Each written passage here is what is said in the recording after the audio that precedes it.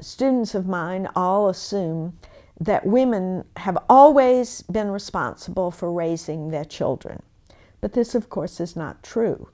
Women were responsible for nursing their babies and producing their children, and they were responsible in colonial America for teaching their daughters household activities that they would engage in as a wife and mother. That is, teaching them how to mend clothes, spin in the 17th century, how to churn butter, how to do all those household production activities that women were expected to do, turning the raw materials of the farm into usable items. You know, you can't eat a piece of wheat. You have to know how to make bread.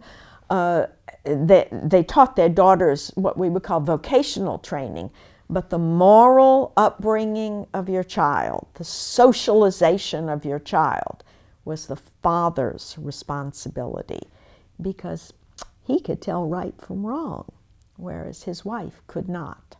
It's not until after the American Revolution that it is decided that women can raise their children in the way we think of raising children. That is, teaching them how to behave in the world. So how did it come about that this position is abandoned? Two things contribute to the remarkably radical idea after the American Revolution that women could think after all, and that women could raise their own children. One is the Enlightenment. That is, by the 1720s and 40s, even before the American Revolution, new ideas about the capacity to be rational being an attribute of all human beings came into play. That is, the notion that not just men, but all people are capable of rational thought if they are educated.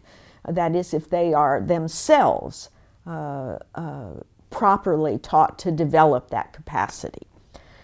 But the second thing is that in the American Revolution, women had proven over and over again in every possible way that they were capable of choosing liberty over tyranny. They were capable of choosing independence over dependence.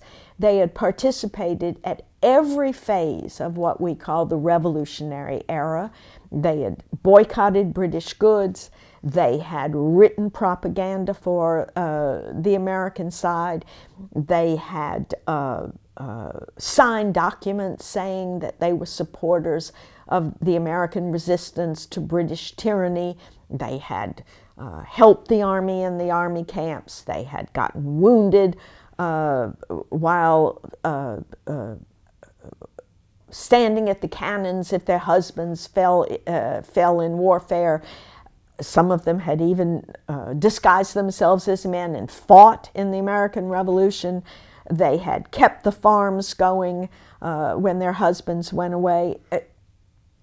They had proven throughout these long 2 decades, really, of the struggle for independence, they had proven that they could pick liberty, that they had been able to make moral decisions.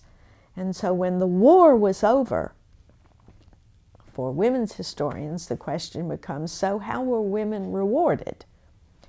Well, they didn't get a political voice. The people who had the power to make those decisions were not ready to let women vote, let alone hold office. They were not ready to change the laws that made women permanently dependent on their husbands. Many books quote the famous letter from Abigail Adams to John Adams, where she says, "Remember the ladies." She's not talking about giving women political rights. She's talking about giving women legal rights. That is, allowing women, once they got married, to retain some kind of control over the property they brought into the marriage. So if your husband is a drunkard, or if your husband is a bad businessman and he wastes the property that you've brought into the marriage, you don't wind up a pauper. And John Adams' reply to that, by the way, was ha, ha, ha. If you read that exchange of letters, it's 4 letters between Abigail and John that people often talk about them as having an egalitarian marriage. Well, here's what these letters basically say. John, remember the ladies. Abigail, ha, ha, ha. John, I'm serious. Abigail, shut up. And he says, I don't want to hear any more about this. Be quiet. So maybe not such an equal marriage after all. Women didn't get those kinds of legal rights. That is, married women didn't get those kind of legal rights. In fact, it's not until 1848 in New York that they pass a Married Women's Property Act. And for reasons that still sort of amaze me, and I'd like to do research on it, actually Mississippi passes a Married Women's Property Act before New York does. But other states don't until much later in the 19th century.